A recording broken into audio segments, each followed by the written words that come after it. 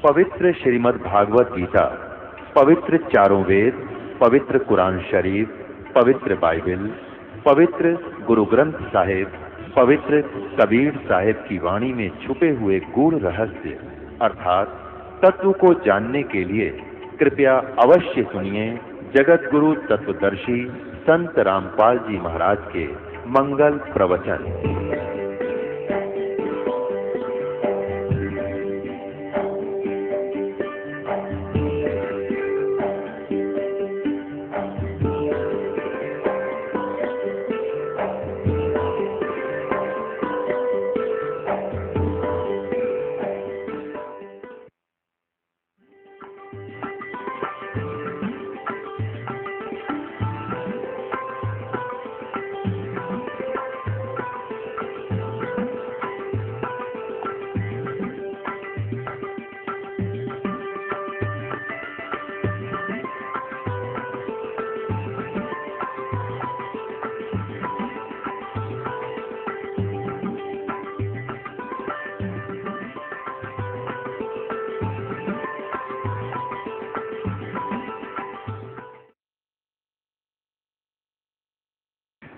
परमात्मा क्या उत्तर देते हैं कि ऊंच नीच में हम रहें, ये हाड चाम की दे, अर्जुन सरदुन समझियो तुम रखियो शब्द सने।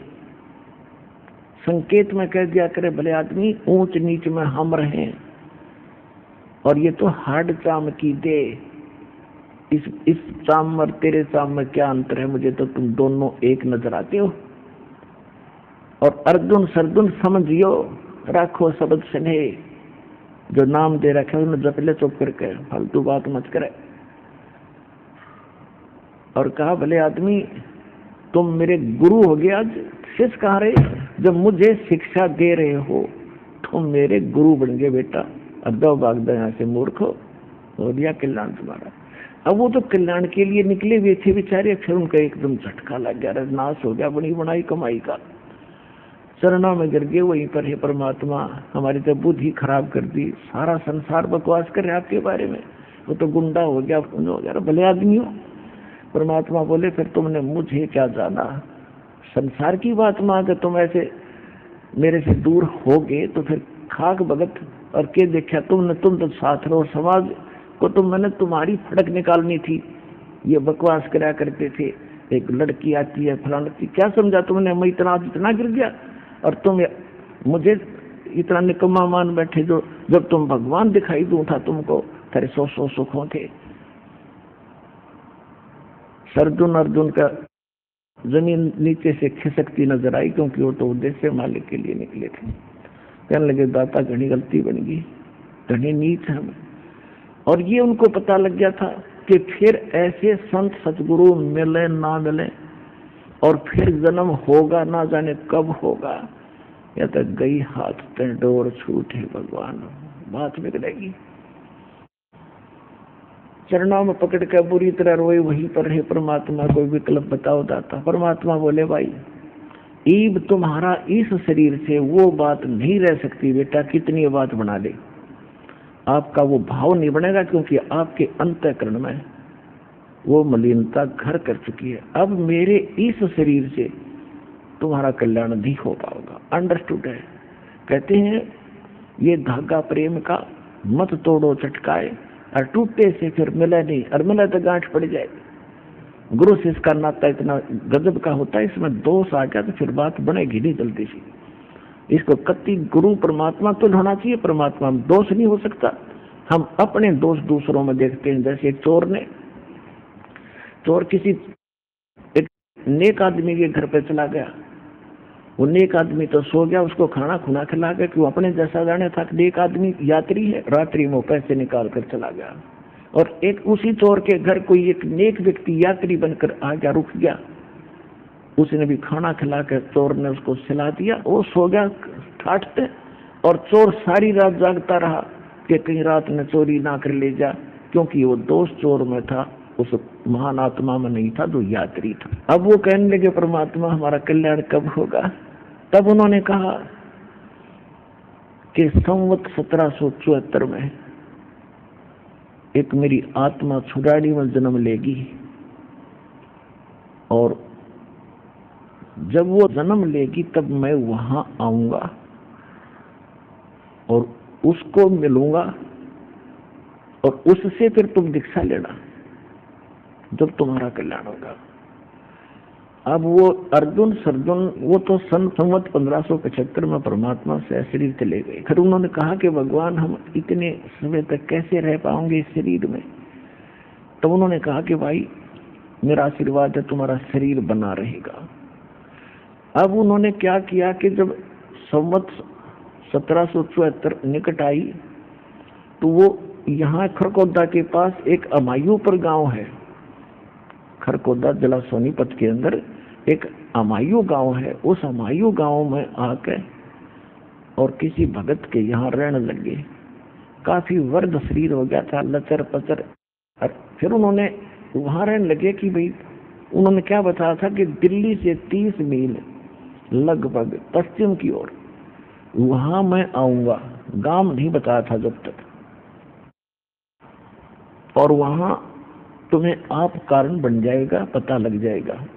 तो हमायूपुर गांव में रह रहे थे, और जब परमात्मा गरीबदास जी को मिल चुके थे और उनको सब परिचित करा दिया था, फिर ऐसी प्रेरणा करी उनके सपने में दिखे जाता अर्जुन और सर्जुन को कि अर्जुन और सर्जुन तुम छुड़ानी जाओ, वहां मैंने तुम्हारे दीक्षा की व्यवस्था कर दी है। छुड़ानी गांव में जाओ। अब वो सुबह उठे, दोनों ने एक दूसरे से बता के आज तो भाई गुरु जी दिखे थे, और छुड़ानी गांव बताए थे, वहां कोई आए हैं और उनसे दीक्षा लो। उसका नाम भी बताया, गरीबदास नाम है उनका। उन्होंने जिस भगत के वो घर पर रहा करते थे उनसे पूछा भी यहाँ कोई छुड़ानी गांव है। उसने बताया जी है छुड़ानी गांव, एक छोटा सा गांव है और यहाँ से थोड़ी दूर है, यानी 30 किलोमीटर होगा। 30। तो बोला भाई एक काम कर दे बेटा। दोनों कहने लगे आज तक आपने हमारी बहुत सेवा करी है, एक अंतिम काम और कर दे, हमें छुड़ानी छोड़ दे। उसने बैठा के अपनी बैलगाड़ी में उन दोनों को और वहां छुड़ानी जा छोड़ा।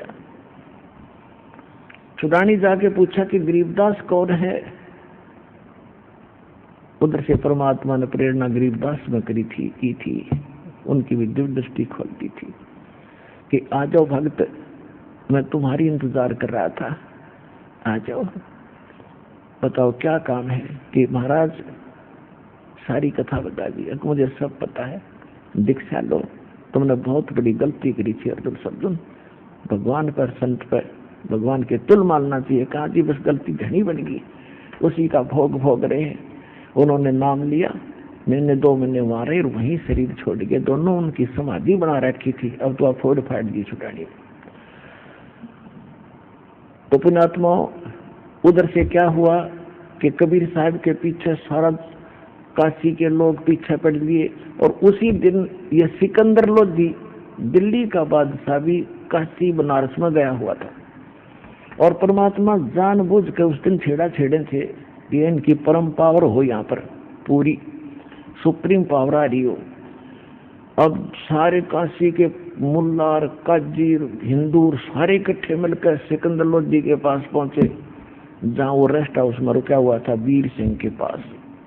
वीर देव सिंह बघेल वहां का राजा था।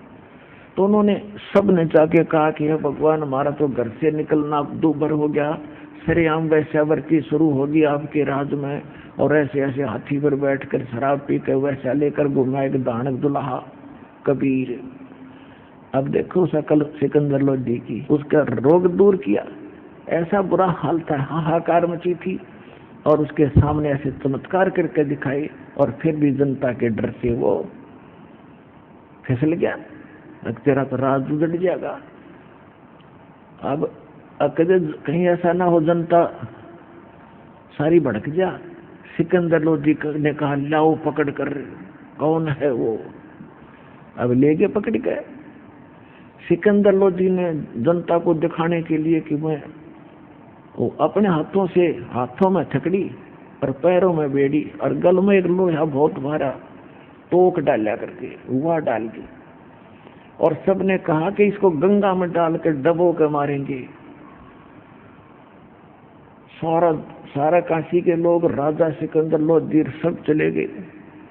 इस जनता का अगर राजा की के चल है, ये काजी मुल्ला, ये हिंदुओं के धर्मगुरु सारे, उन्हें पता लगा कि आज दुश्मन मरेगा, क्योंकि परमात्मा ने सबके छक्के छुड़ा दिए थे ज्ञान में कि तुम बकवास करते हो, मिसगाइड किए बैठे हो, जो साधना तुम करते हो कराते हो स्वर्ग की भी नहीं, तुम नरक ले जा रहे हो।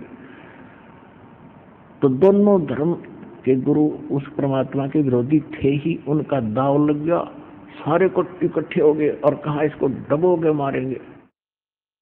अब नौका में बैठा के और उनसे कहा 2-5-10 मस्टंडे साथ भेज दिए कि इनको गंगा के बीच में पटक दो उठा के नौका जो।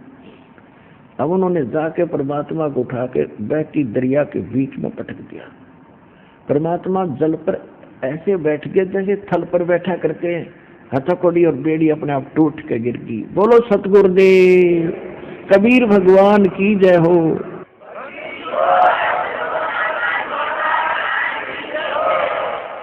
अब वो नौके न्यू बैठे जब और नीचे गंगा जल चक्कर काटता हुआ चल रहा है। अब वो नौका वाले तो बुला लिए, तुम आ जाओ वापस। फिर लगे उनको पत्थर मारो, इसका खूब पत्थर मारे। पत्थर कहाँ जाए इतनी दूर, सेंटर में। फिर कहने लगे गोली मारो इसका। राजा ने आदेश क्या को कहा कि गोली मारनी पड़ेगी। अब राजा डरता, ठीक है गोली मारो। गोली मारे, तीर मारे, एक निजा मालिक की दूर कहते उड़े नू हो जाओ ऊपर में को। फिर कहने लगे भाई नहीं बात बनी, तोब लाओ तोब। तोब के गोले और 12 घंटे मालिक पर बरसाए, नीचों ने आंख नहीं खुली। 4 पहर 12 घंटे तोब के गोले नो दागे गए। वो कभी तक गंगा से बाहर जा पड़ा किसी सरोवर में, या वहीं फंस होकर वहीं गिर गया। अकल नहीं आई ठिकाने। अरे मूर्खो तोब के गोले और फ्यूज होने लग रहे, एक निजारा। फिर भी आंख ना खुली के कबीर इज गॉड।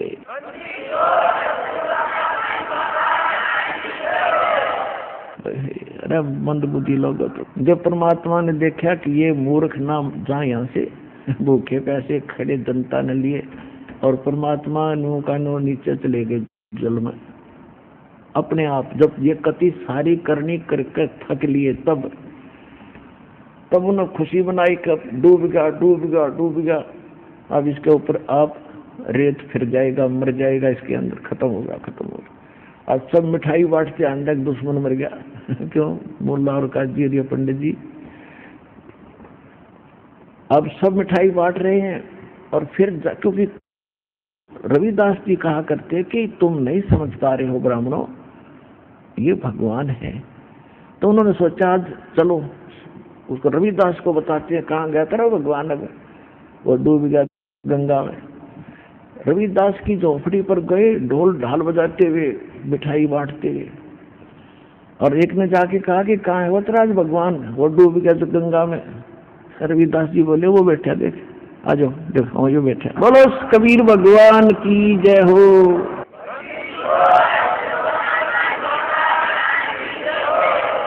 अब जो सा देखा हुए बागले कहाँ? सिकंदर लोधी के पास के महाराज वो तो मरा नहीं। तो अब कैसे मारे भाई? कि इसके गले में पत्थर बांध दो, मोटे मोटे, उसे भरा भरा पत्थर बांध कर छाती गए और परमात्मा को फिर गंगा में पटक दिया। वो पत्थर टूट कर नीचे गिर गए, भगवान ऊपर बैठे। फिर उन्होंने सोचा भाई नौ नहीं मरे। फिर उन्होंने प्रार्थना करी कि हे कबीर जी आ जाओ, बाहर आ जाओ, तुम अकेले भाई आ गया बाहर। फिर उन्होंने सकी बनाई कि इसको खूनी हाथी होते थे, वो आदमी को मार कर पाट डालते थे, उसको कि खूनी हाथी से इसको मरवाएंगे। वहाँ एक ऐसा दंडित स्थान बना रखा था, राजा बैठता था एक ऊंचे से मचान पर, जैसे ये स्टेडियम में ऊंचे स्थान पर बैठ जाते हैं, तो लास्ट वाला ऊंचा मचान हो, और ग्राउंड में खेल होता है ऐसे। तो वो राजा बैठा था अपने मंत्रियों सहित ऊपर, एक ऊपर बनी हुई स्टेज पर, और ग्राउंड के अंदर वो जो बकवाद जो ज्यादा कर देते थे अपराध, उनको खूनी हाथी से सबको इकट्ठा बुलाया जाता था, सारे आसपास के नगर निवासियों को, ताकि सबको डर बने और सामने देखें कि अपराधी को कैसे दंडित किया जाता है। तो सारे इकट्ठे हो रहे थे, नताना ही था। और बीच में परमात्मा को बांध के, गोला लाठी दे के, हाथ पैर बांध के और गिर दिया, ग्राउंड में डाल दिया। और हाथी पीलवान से कहा कि इस हाथी से कुचलवा डाल। हाथी को शराब पिला दी, मद मस्त कर दिया, और पीलवान ऊपर बैठ कर उसको परमात्मा की तरफ लाने लगा। जब थोड़ी सी दूर पर रह गया हाथी, परमात्मा ने शेर का रूप बना लिया। शेर को देखकर हाथी की चिंगाड़ मारे और लीद कर वापस भागे, मुंडी धुन बन गए। अब पीलवान उसका वो मारे अंकुश, अब तेरी नौकरी गई। जब उसने दोबारा, जब हाथी को दिख रहा था शेर, परमात्मा ने सोचा कि यो इस प्राणी को पीलवान घना दुखी करेगा। परमात्मा ने उसको दिखा दिया सिंह का रूप, पीलवान को हाथी जो चला रहा था। जब उसने शेर देखा कि बस चपट्टा मारने वाला हो, तो इतना डर गया, हाथी तो नीचे गिर गया। हाथी की तजा भाग गया और पीलवान कहीं पड़ा।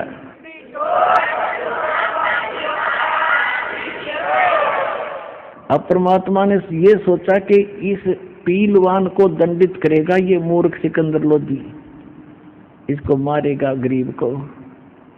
तो परमात्मा खड़े हुए, हाथ हथकड़ी वो बांध रखी थी, टूट गई सारी।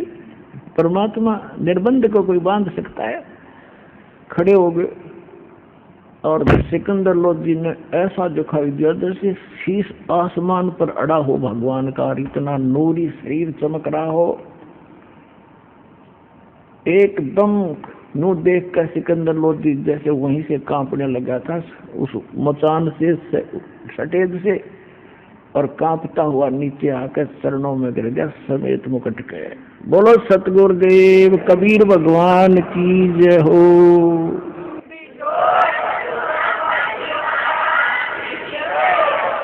अनंत कोट ब्रह्मांड का एक रति नहीं भारे, सतगुरु पुरुष कबीर हैं ये कुल के सृजनहारे। गुरु मानुष कर जानते ते नर कहिए अंध, वह दुखी संसार में फिर आग काल के फंदे। तो पुण्यात्माओं, जो गलती हमसे पहले बन चुकी है उन फाउल पॉइंटों को आपको इसलिए बताया जाता है कहीं फिर मार ना खा जाओ या बात बिगड़ जाएगी। परमात्मा कितने दयालु हैं।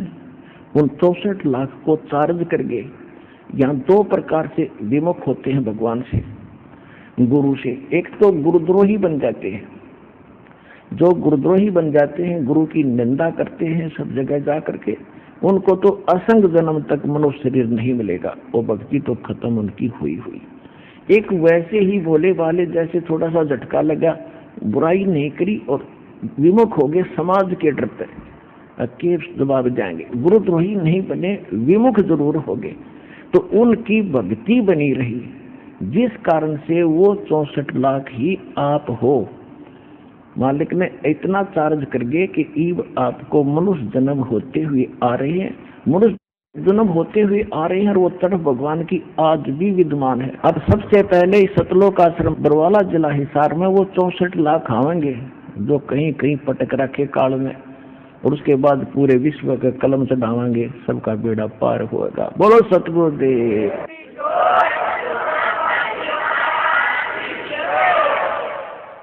अब आपको कुछ भक्तों के अनुभव, परमात्मा से प्राप्त सुख की जानकारी आपको देंगे, ध्यान पूर्वक सुनना।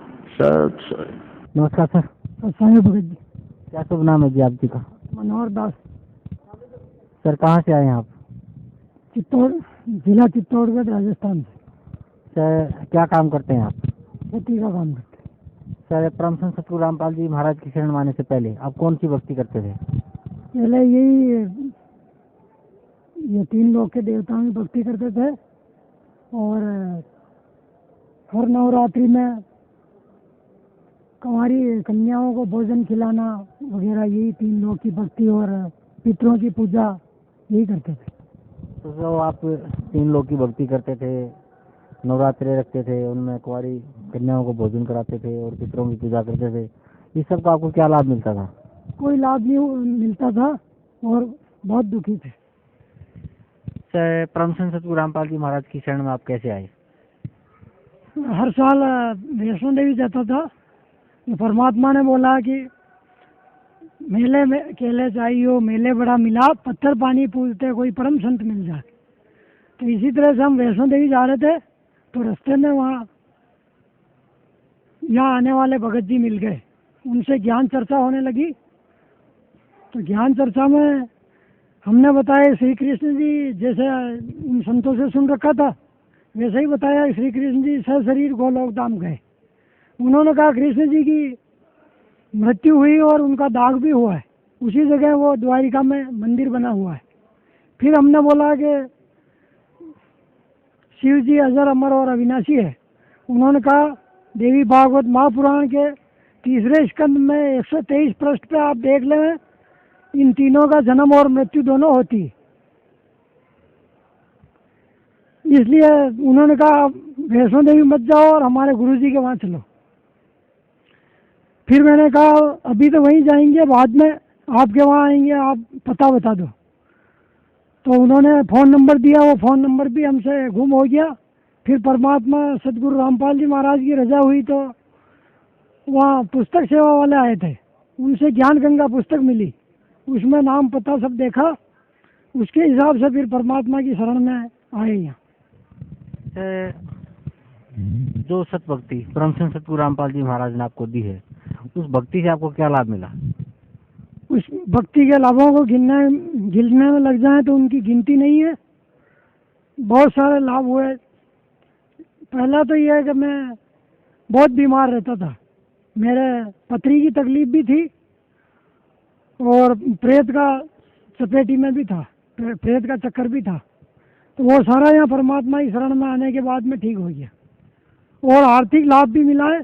पहले आर्थिक दृष्टि से भी कमज़ोर था, परमात्मा की रजा से ठीक है।